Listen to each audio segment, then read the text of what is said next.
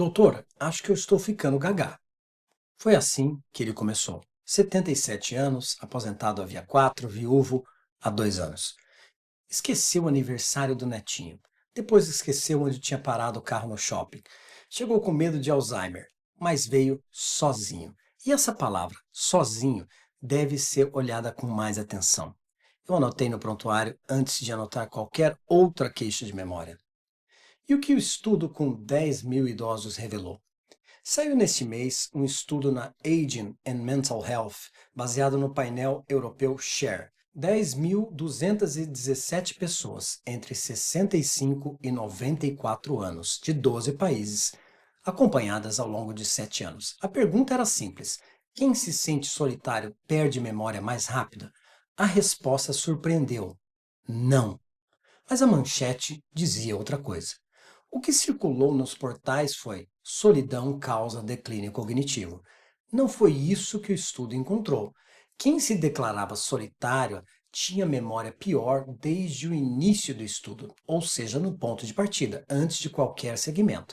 Mas a velocidade com que essa memória caía ao longo de 7 anos, igual aos não solitários, idêntica. Isso também me chamou a atenção, porque me pareceu contraintuitivo. A solidão não acelera o declínio, ela marca o ponto em que a pessoa começa a corrida. Isso quer dizer que não faz mal? Cuidado! Começar os 70 anos com memória pior já é, sozinho, um problema clínico sério. Tem menos reserva, menos margem antes que o declínio natural atravesse o limiar onde passa a ficar sintomático. A conta chega, portanto, mais cedo. A solidão não está corroendo neurônios em tempo real. Ela é a textura de uma vida em que o estímulo foi rareando. Uma conversa por semana, depressão que ninguém tratou, exercício que foi sumindo, sono que foi piorando. Quando esse paciente chega aos 70, o cérebro dele chega com o peso acumulado desses dias, digamos, mal vividos. Voltando àquela vinheta do início da nossa conversa, aquele paciente que chega perguntando se está gaga, que aliás é uma vinheta fictícia. Note que todos os relatos que eu trago aqui ou são fictícios ou são extremamente mudados da realidade para não comprometer a identidade de ninguém.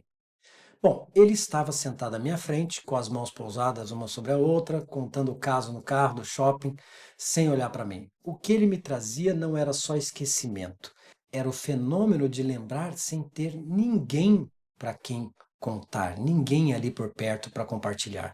Lembrar pouco é falha de cognição. Lembrar sem testemunha é falta de laço, de vínculo.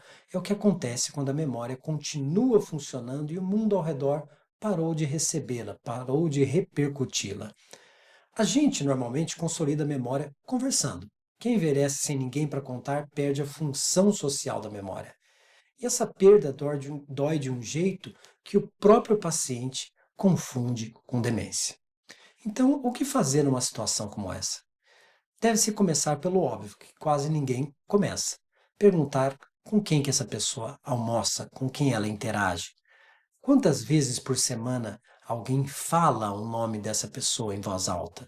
Essas duas perguntas, antes de qualquer exame de imagem, antes de qualquer escala, pode trazer mais informação clínica do que o hipocampo dele num tomógrafo poderia dar.